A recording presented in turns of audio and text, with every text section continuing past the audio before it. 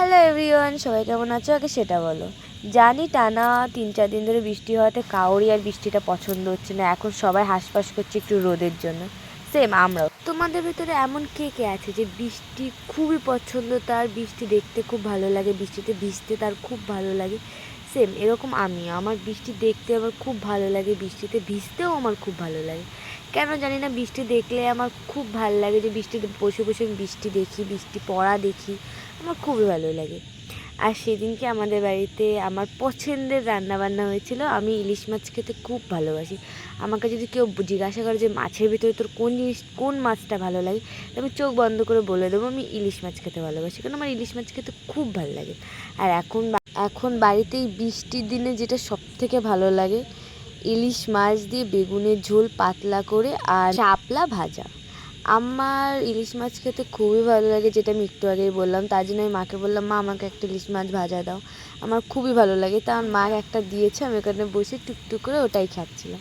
আর এখানে বললাম আমার বৃষ্টি খুবই ভালো লাগে, তা আমি বোনকে টানতে টানতে নিয়ে গেলাম যে আমি বৃষ্টিতে ভিজবো, তুই আমার কটা ভিডিও করে দিস।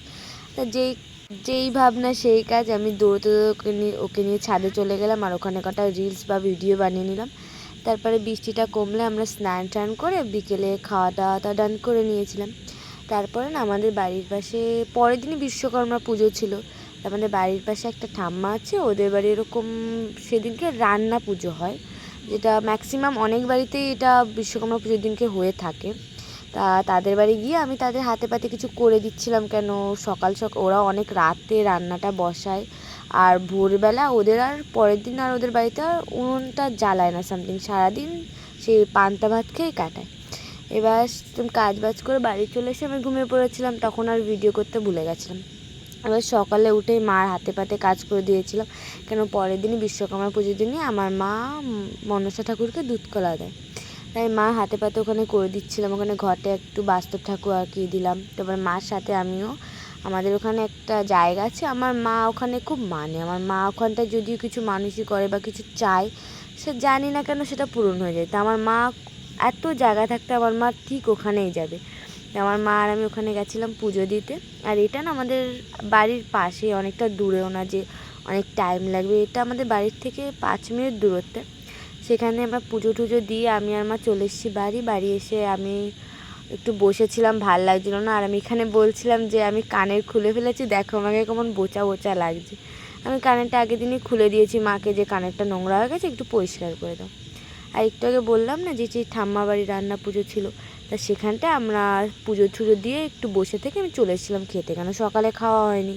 মা উপোস ছিল বলে আমি উপোস ছিলাম, পুজোটা মাই দিয়েছে, আমি এমনি উপোস ছিলাম, জানি না কেন।